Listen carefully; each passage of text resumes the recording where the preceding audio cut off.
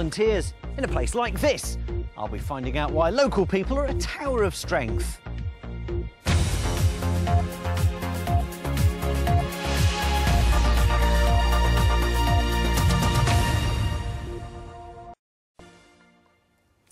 OK, let's talk high points now, shall we? And we've got a few in our region. Really unusual looking buildings like, for example, the Blade in Reading behind me here, stretching into the sky. Then there is, of course, the Spinnaker Tower in Portsmouth that we know so well if you live in that area.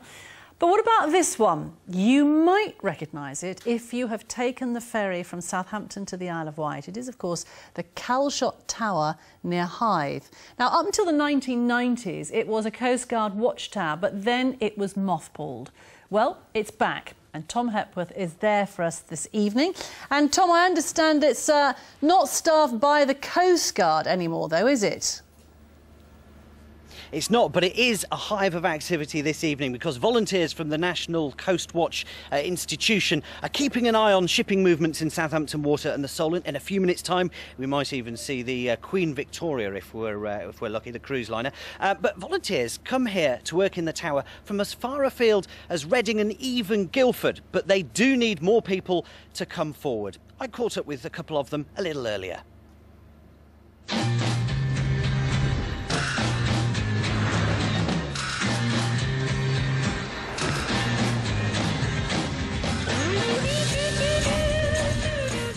The volunteers here are the eyes and the ears for shipping on the Solent, especially for the thousands of smaller craft without radios and thousands of pounds worth of electronic safety equipment used by bigger ships on this busy stretch of water. Very few have got a waterproof mobile, therefore they've got no other way of contacting other than standing up in the boat and crossing their hands like that, letting someone know. Or they've been knocked over and they can't do anything. And hopefully we and many of the other NCI stations around the country, of which there are 43, will help and notice them. The tower was built in the mid-70s and manned by the Coast Guard until the 90s, but it was mothballed. But it's back in use now, and volunteers here have already helped out in emergencies. But they're short-staffed. There are around 50, but they need at least another 40 more to cover their watches. We've got several women with us, and they're very, very good watchkeepers because we're nosy. We're just basically nosy. So we're good at it. So women make better watchkeepers than men, do they? Oh, I can't say that. We've got too many men on the team. You just did say that. Okay, basically, we're maybe not better, but we might just, you know, we might see things a little bit quicker. Maybe that's the way to put it. The NCI is a charity and relies on donations. Without them, they wouldn't have been able to bring this tower back into the use for which it was designed. Now, when I spoke to Tom, he was at the bottom of this tower, and I can tell you that there are, I think, 84 steps to go up, and he's just had over, what, about a minute 15, a minute 20 to get up to the top of the tower. Fingers crossed he's made it. Whether he's any state to speak to me, I don't know. Are you there, Tom? Have you reached the top? Hey, I am indeed, Sally. Tell you what, 84 steps. They're very steep ones, you know. But apart from the basic fitness to be able to get up and down all those stairs, what other skills do you need for volunteering here? Well, Ryan Sutton is the operations officer. Ryan? Well, really, you need a keen eyesight, common sense, and most importantly, a willingness to learn.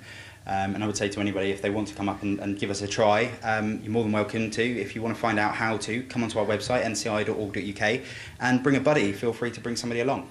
What is it exactly that you do? What are you looking for? We're looking for things that wouldn't be picked up on radar, which haven't been had a distress call out. So we can find the smaller things that wouldn't be picked up and then report that to the Coast Guard. Shouldn't that be the job of the Coast Guard rather than unpaid volunteers? Well, no, I think it's a good thing for the community. It brings people from the local seagoing community together with experience, and you know, it's a good thing to do.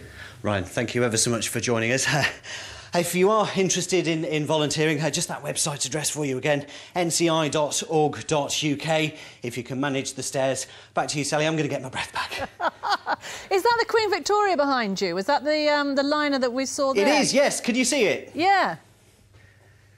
There's a couple of people turned out to watch it, but I think we've got the best view in the house.